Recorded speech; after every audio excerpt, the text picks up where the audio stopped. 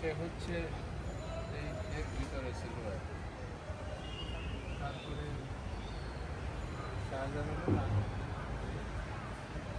এটা হচ্ছে কবরস্থান মাজার শরীফের। এটা মরহুম বিচারপতি আব্দুস সোবহান চৌধুরীর কবর। বলেন। শাহজালালের এখানে যে ইসলামের ইতিহাসে তার যে অবদান, সেটা হচ্ছে এখানে একজন হিন্দু শাসক ছিল। তো সেই সময় শাহজালাল যখন দেখলো যে এইখানে সেই হিন্দু শাসক এই এলাকাটা মানে নানা রকম ইয়েতে কী বলে ইসলাম বিমুখতায় এবং ইসলামকে নষ্ট করা ধ্বংস করার কাজে দিত। ঠিক সেই সময় শাহজালাল অশ্বারোহী সৈন্য নিয়ে দু একজনকে নিয়ে তলোয়ার সহ এইখানে হাজির হয়েছিল। হাজির হওয়ার পরে তারপরে সেই শাসককে সে ধরবে, এইটা সেই শাসক বুঝতে পেরে সে চিন্তা করছে আমাকে তো কেটে ফেলবে। তখন সে চিন্তা সাপুড়িদের বলছে যে আমাকে তো শাহজালাল কেটে টুকরো টুকরো করে দিবে, যে তোমাদের সাপের বাক্সর মধ্যে আমাকে নিয়ে চলো। সাপুড়িরা করছে কি, সাপের বাক্সর মধ্যে তাকে নিয়ে গেট পার হচ্ছে।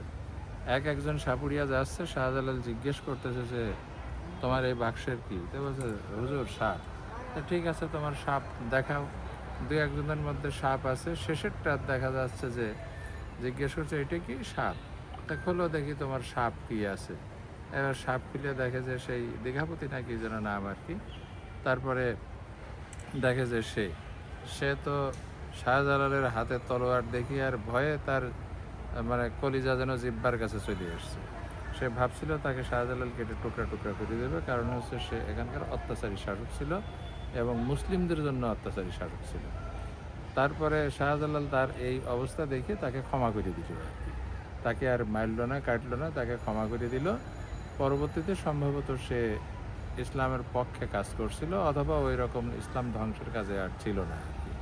তখন থেকে শাহজালাল এইখানে তার আধিপত্য বিস্তার করলো এবং ইসলাম প্রচারণার কাজগুলোতে মনোনিবেশ করলো এবং এই সিলেটে তার দ্বারাই প্রথমে ইসলাম প্রচারের কাজটা শুরু হলো আর কি। এই হলো এর ইতিহাসটা আর কি শাহজালালের। যাক, আমরা সুন্দরভাবে ইতিহাসটা জানলাম। তবে এখান থেকে একটা জিনিস শিখলাম যে মানে ক্ষমাই মানে ইসলামের মহৎ গুণ। হ্যাঁ, জি জি জি।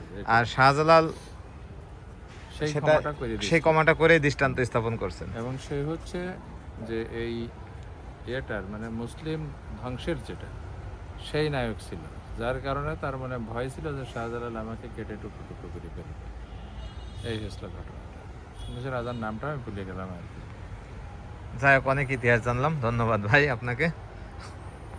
আসেন না এই সামনে কারণে দেখি। মূলত শাহজালাল বাংলাদেশের ইতিহাস, ইসলামের ইতিহাসে এত বিখ্যাত আর কি।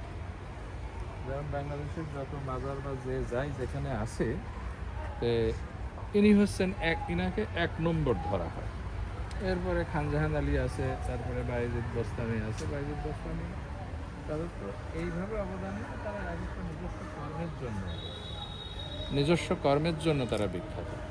কিন্তু শাহজালাল হয়েছিল কি, যে সময় ইসলামকে প্রচার করার লোক ছিল না, বরং ধ্বংস করার লোক ছিল, সেই সময় তার ছিল যে আমি আস্তে আস্তে রাজ্য বিস্তার করবো এবং এই ইসলাম প্রচার, ইসলামের পরিধিটা বাড়াবো, ইসলামের শাসনটা শুরু করাবো আর ইসলাম বিরোধীদেরকে আমি নস্যাৎ করবো।